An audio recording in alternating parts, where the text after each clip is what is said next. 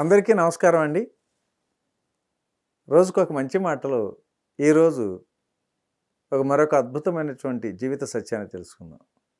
పూజలు చేయటం వలన కోరిక తీరి శాంతి రావాలి కదా, మరి అలా ఎందుకు జరగటం లేదు?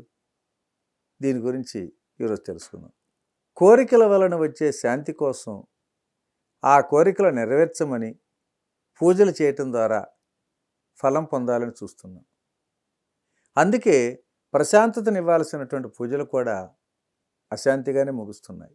శ్రీరాముడి నామాన్ని, రూపాన్ని 10 సార్లు తలుసుకోవటం కంటే ఆ రాముడి గుణాలు 10 సార్లు గుర్తు తెచ్చుకొని వాటిని ఆచరిస్తే ఎంత శాంతి వస్తుందో చూడండి. ఏదైనా విషయం మనకి 10 సార్లు గుర్తుకు వస్తుందంటే అందులో మనకేదో ఆశ ఉందని అర్థం. ఇది గుర్తించకుండా ఆలోచన లాపటానికి మరొక సాధనా ప్రక్రియను తీసుకొని ఈ రెండింటి మధ్య ఘర్షణ పడుతూ సతమతమవుతూ మనం కోరిక తీరితే మనశ్శాంతి వస్తుంది అనుకుంటున్నాం. కానీ ఒక కోరిక తీరగానే అశాంతిని కలిగించేందుకు మరొక కోరిక సిద్ధమవుతూనే ఉంది. సముద్రంలో అలల్లాగా వచ్చేటువంటి ఆ కోరికలను తీర్చుకుంటూ పోతే అవి ఎప్పటికీ శాంతించేవి కావు. ఒకరోజు ఒక హైందవ సాధువు శిష్యులతో కలిసి గంగానది వద్దకు స్నానం చేయటానికి వెళ్ళాడు. అక్కడ ఒక కుటుంబంలోని సభ్యులు కొంతమంది కోపంతో ఒకరిపై ఒకరు బాగా అరుచుకుంటున్నారు. ఆ సాధువు తన శిష్యుల వైపు చూసి నవ్వుతూ వారిని ఇలా అడిగాడు, చూడు నాయనలారా, కోపంలో ఉన్నప్పుడు మనుషులు ఒకరిపై ఒకరు ఎందుకు అరుచుకుంటారు? ఒక క్షణం ఆలోచించిన తర్వాత ఆ శిష్యులు ఒకడు ఇలా సమాధానం చెప్పాడు, స్వామి, మనం సహనాన్ని కోల్పోవటం వలన అరుస్తుంటాం అన్నప్పుడు స్వామి అంటున్నాడు, నిజమే, మరి మనుషులు పక్కన ఉన్నప్పుడు అలా అరవలసినటువంటి అవసరం ఏముంది? మెల్లగా ప్రక్కనే ఉన్న వాళ్ళకి నెమ్మదిగా చెప్పొచ్చు కదా అన్నాడు. మిగిలిన శిష్యులు కూడా వారికి తోచిన విధంగా సమాధానం చెప్పారు. కానీ ఎవరు చెప్పిన అభిప్రాయం సంతృప్తికరంగా లేదు. చివరికి ఆ సాధువు ఇలా వివరించాడు, ఇద్దరు వ్యక్తులు ఒకరి పట్ల ఒకరు కోపంగా ఉన్నప్పుడు వాళ్ళ హృదయాలు చాలా దూరంగా వెళ్ళిపోతాయి.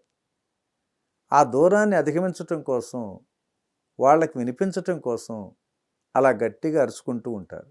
కోపం ఎక్కువైన కొద్దీ తమ మధ్య పెరుగుతున్నటువంటి ఆ దూరం కారణంగా మరింత గట్టిగా అరుచుకుంటారు. అదే ఇద్దరు వ్యక్తులు ప్రేమగా ఉన్నప్పుడు ఏం జరుగుతుందో తెలుసా? వాళ్ళు ఏమాత్రం అరుచుకోకుండా ఎంతో మెల్లగా మృదుమధురంగా మాట్లాడుకుంటూ ఉంటారు. ఎందుకంటే వారి హృదయాలు ఎంతో దగ్గరగా ఉంటాయి. కనుక ప్రేమలో ఉన్నప్పుడు మనుషుల హృదయాల మధ్య దూరం చాలా తక్కువ, అసలు దూరమే లేనట్టుగా ఉంటుంది. ఇది సత్యం అంటూ ఆ సాధువు తన శిష్యులకి ఇంకా ఈ విధంగా వివరిస్తున్నాడు. మనుషులు ఒకరినొకరు గాఢంగా ప్రేమించినప్పుడు ఏం జరుగుతుందో తెలుసా?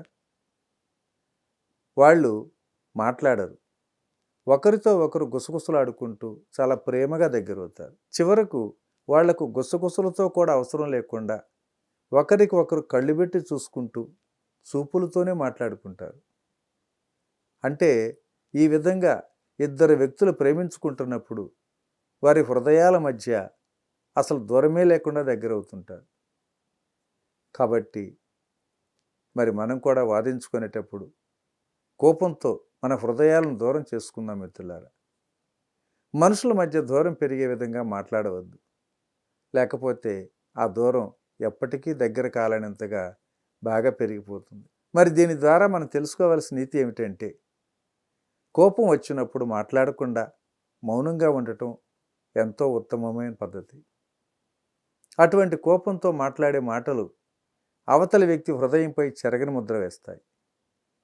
కోపం మనల్ని మనకి ప్రియమైన వారి నుంచి దూరం చేస్తుంది. ఈ సత్యాన్ని ఎప్పుడూ మరవద్దు. మరి ఈరోజు ఈ మంచి మాటను ఇంతటితో ముగించుకుందాం. తిరిగి రేపటి రోజున మరొక అద్భుతమైన సత్యం ద్వారా కలుసుకుందాం. Thank you. ఇట్లా మీ రామిరెడ్డి, మానస సరోవరం.